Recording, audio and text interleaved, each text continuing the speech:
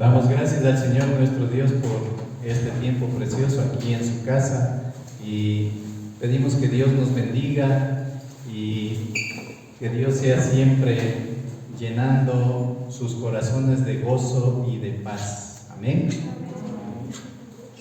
Hemos dado la lectura de Juan 6 del 1 al 14 y queremos que tenga su Biblia ahí lista con esa palabra porque vamos a reflexionar en ella.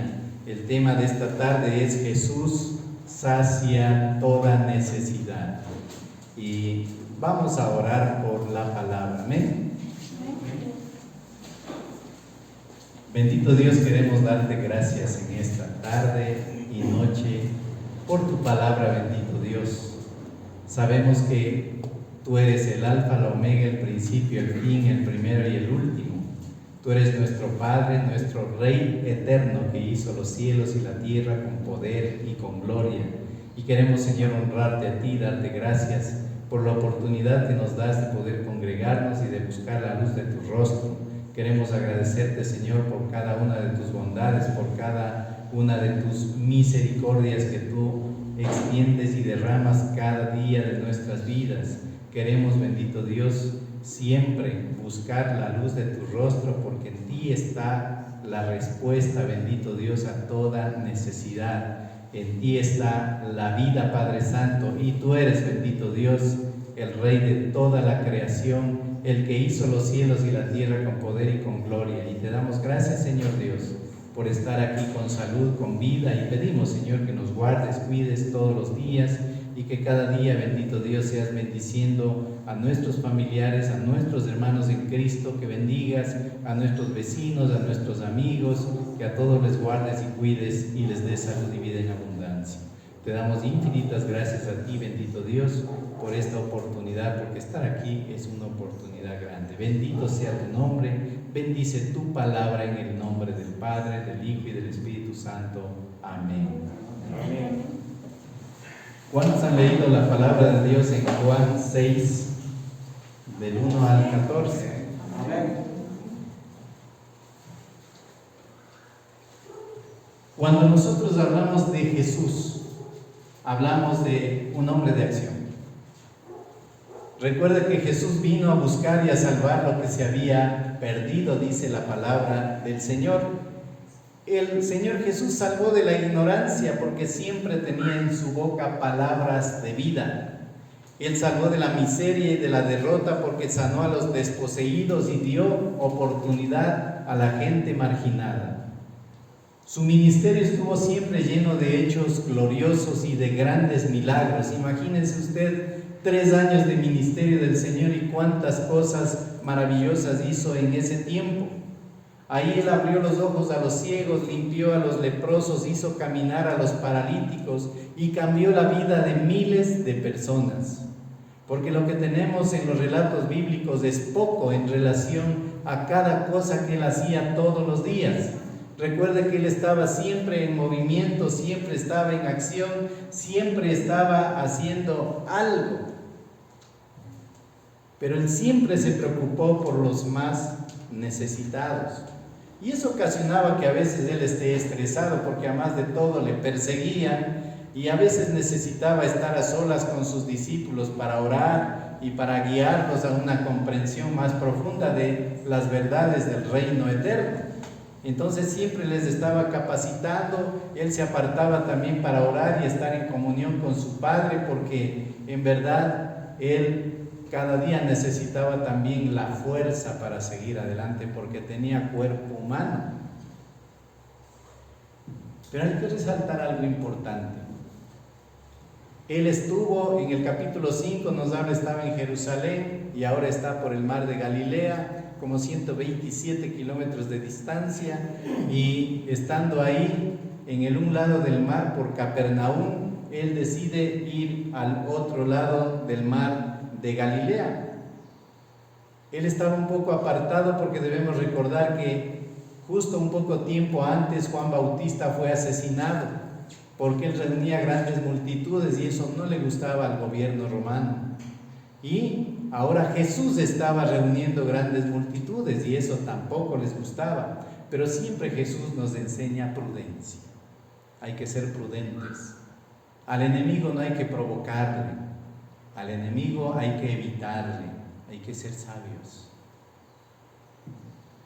Y este relato se da en el mar de Galilea. Dice la palabra que se movilizaron en la barca al otro lado del mar de Galilea, al de Tiberias. Y recuerde usted que el mar de Galilea, de acuerdo al lugar donde estaban, cambiaba de nombre. Y se les llama el mar de Tiberíades, mar de Genesaret, lago de Kineret. Y viajó al otro lado, pero la gente, observando a dónde se dirigía su maestro, no les importó subir los montes, ir a buscar dónde estaba Jesús. Y según los relatos bíblicos, dice más o menos la gente de donde partió Jesús a donde fue él, tenían que rodear como 15 kilómetros, pero eso no le importó a la gente y se fueron a buscar a su maestro hasta encontrarlo. Y cuando Jesús llega al otro lado para buscar la supuesta paz, no la halló. ¿Por qué? Porque la multitud empezó ya a venir y él miró mucha gente. Vio ahí a la distancia personas viniendo cansados, hambrientos. Y ahí es cuando desafía a Felipe. Imagínense, a Felipe le dice: ¿de dónde compraremos pan para que coman estos? Wow.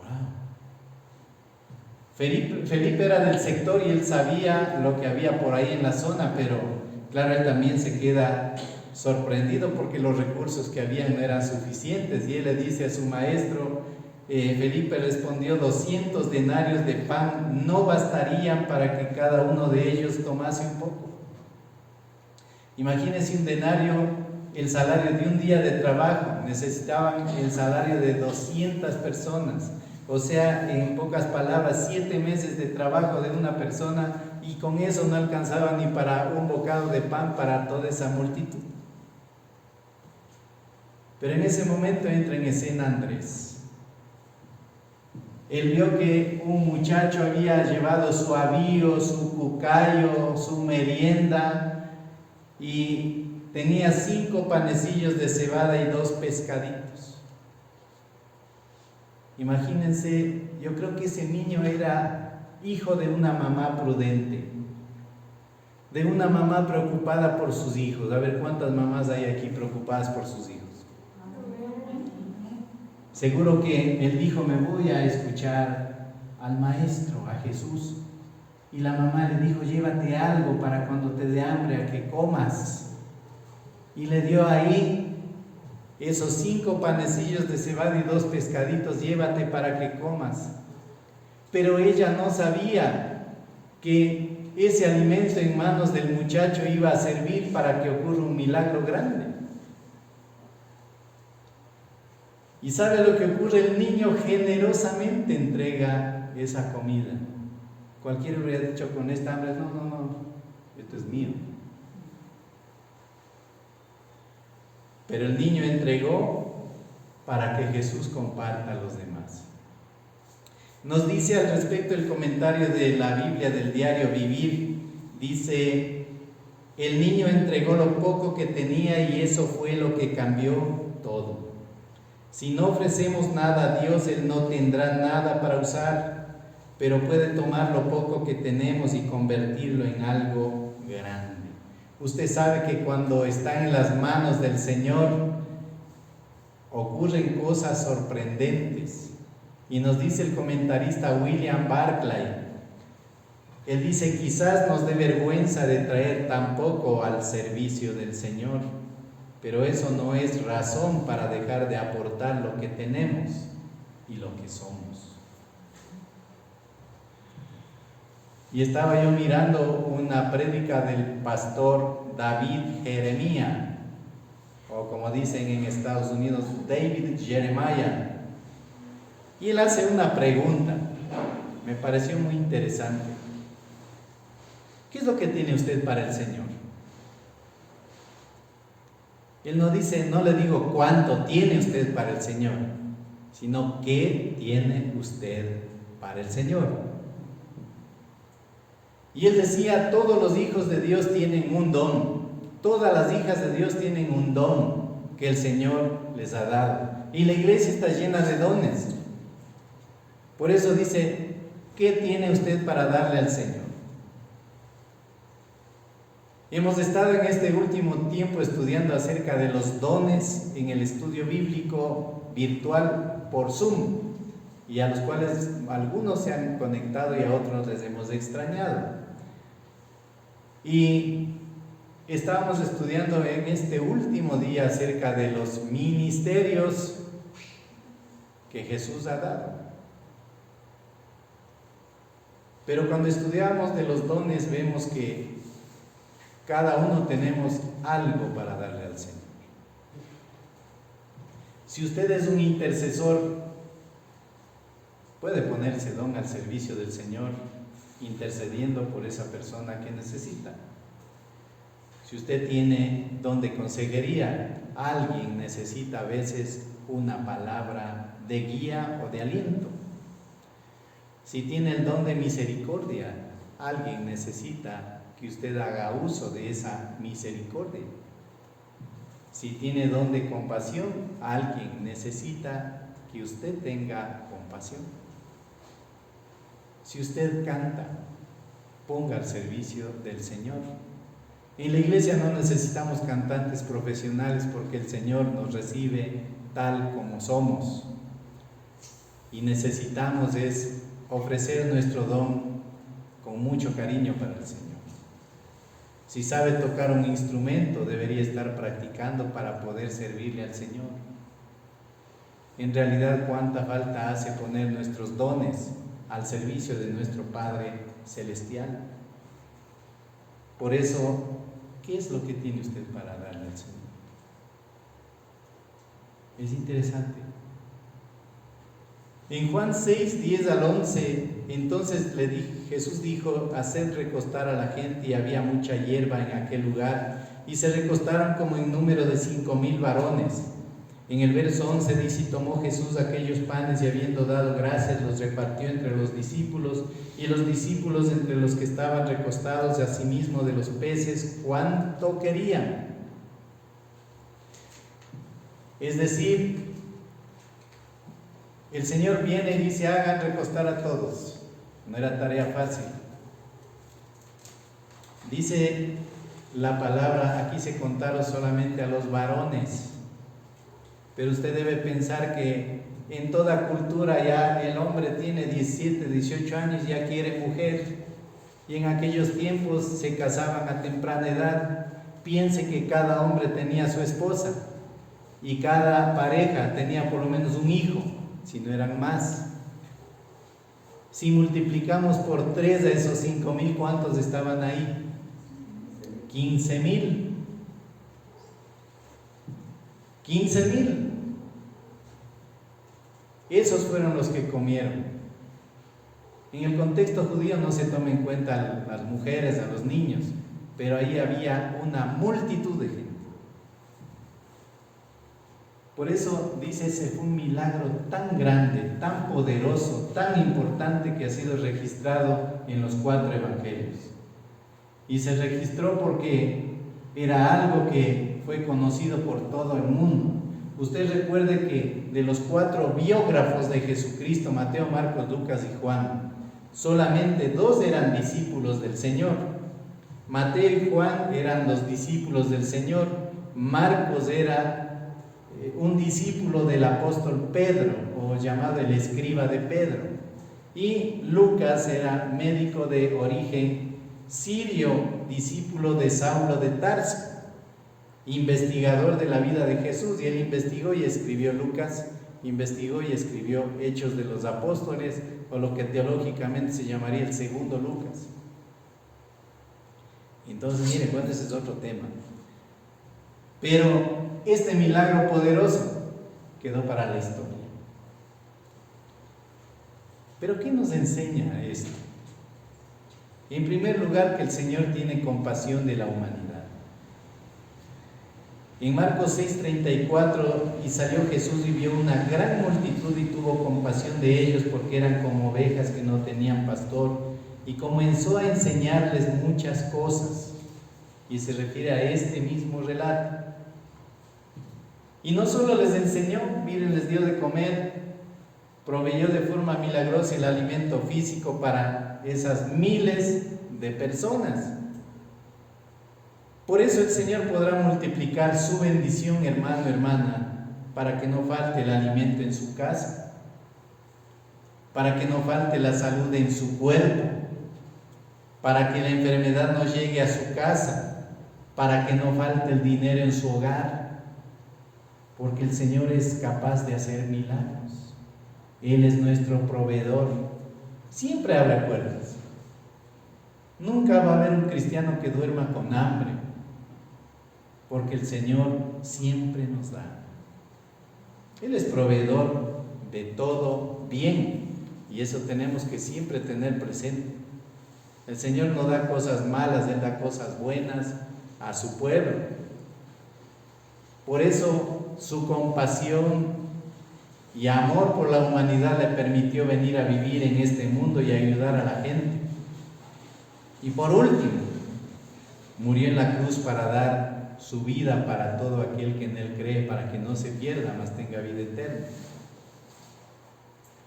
Por eso dice en Tito 2:14, quien se dio a sí mismo por nosotros para redimirnos de toda iniquidad y purificar para sí un pueblo propio, celoso de buenas obras. Romanos 4:25 dice, el cual fue entregado por nuestras transgresiones y resucitado para nuestra justificación. Por eso tenemos que tener presente, si Jesús vino a este mundo para hacer su obra de redención, no hay ningún hombre, ningún santito, ninguna virgencita que pueda salvar a otra persona. Solamente Jesucristo es el que salva. Solamente Jesucristo es el que puede hacer grandes milagros para bendecir a la humanidad. Él es el camino, la verdad y la vida, y eso siempre tenemos que tener grabado en nuestro corazón. Y en segundo lugar, el Señor sabe cómo socorrer a la humanidad. Juan 6:5-6 dice, cuando alzó Jesús los ojos y vio que había venido a él gran multitud, dijo a Felipe, ¿de dónde compraremos pan para que coman estos? Pero esto decía para probarle, porque él sabía lo que había de hacer. Mientras los discípulos muestran impotencia, Jesús muestra omnipotencia, porque Él es omnipotente, es todopoderoso, Él todo lo puede, para Él todo es posible, porque Él es Dios. Y dice en el versículo 11, y tomó Jesús aquellos panes y habiendo dado gracias, los repartió entre los discípulos y los discípulos entre los que estaban recostados, y asimismo de los peces cuánto querían. No les dijo solamente un pan y un pez cada uno, coman lo que puedan hasta que se llenen. Y sobró. Y Él sabe cómo solucionar su problema, hermano. Si Él sabe cómo socorrer a la humanidad, Él sabe cómo solucionar el problema que usted tiene ahora. Él sabe cómo proveer lo que usted necesita ahora. Él sabe cómo sanar la enfermedad que usted esté sufriendo ahora, porque Él es Dios. Él es el médico de médicos. Él es el Señor de señores, y Él ofrece y cumple. Él sabe de qué cosas tenemos necesidad antes que le pidamos. Por eso hay que tener confianza en el Señor y fe, porque la fe obra milagros. En tercer lugar, el Señor sacia de toda necesidad. Dice en el verso 12, y cuando se hubieron saciado, dijo a sus discípulos, recoged los pedazos que sobraron para que no se pierda nada. Imagínense, fueron saciados, todos comieron hasta estar con su barriguita llena, y sobró el pan, dice la palabra de Dios. Juan 6:13 dice, recogieron pues y llenaron 12 cestas de pedazos, o sea, 12 canastas de pedazos, que de los 5 panes de cebada sobraron a los que habían comido. El Señor siempre da generosamente. Si Él es el dueño del oro y de la plata, dice Jehová de los ejércitos. Él es el que es dueño de los recursos naturales. Él es el dueño de todo y Él nos da aún lo que no nos imaginamos. Por eso siempre decimos, a veces oramos por una cosa, el Señor nos da otra, porque Él sabe de qué cosas tenemos necesidad. Él sabe qué es lo que usted verdaderamente necesita. Usted ora para una cosa, pero el Señor tiene una bendición más grande. Y esa bendición grande quiere dar. Y si nos sacia también de toda necesidad, Él también nos invita siempre a que nos pongamos a cuentas con Él, a que nos arrepintamos si nosotros hemos pecado, porque Él siempre nos quiere dar vida abundante a nosotros. Usted recuerda en Juan 10:10 dice que el ladrón no viene sino para hurtar, matar y destruir. Yo he venido, dice Jesús, para que tengan vida y para que la tengan en abundancia. El enemigo no quiere la paz de nadie, él no quiere la bendición de nadie. El enemigo no quiere su prosperidad, su éxito. El enemigo tiene envidia de la bendición que viene a su vida. Pero ¿sabe qué? Nosotros no vivimos de las amenazas del enemigo. Nosotros vivimos de la bendición y la cobertura de un Dios todopoderoso al cual nosotros servimos y en quien creemos. Por eso nunca tenga temor, porque en realidad tenemos al dueño de la vida y Él es el que nos guarda, nos cuida. Porque clemente y piadoso es el Señor, fuerte para la ira, pero grande en misericordia. Por eso debemos vivir nuestra vida en paz, porque tenemos a Dios con nosotros. Y si tenemos a Dios con nosotros, recordemos que Él nos seguirá guardando, cuidando, bendiciendo y proveyendo hasta cuando nos tenga en este mundo. Porque Él es el dueño de todo, pues, hermanos. Y Él es el que nos da gozo en medio de la tribulación, nos da paz. Pero sabe que Él también quiere utilizar a los suyos para alcanzar a la humanidad.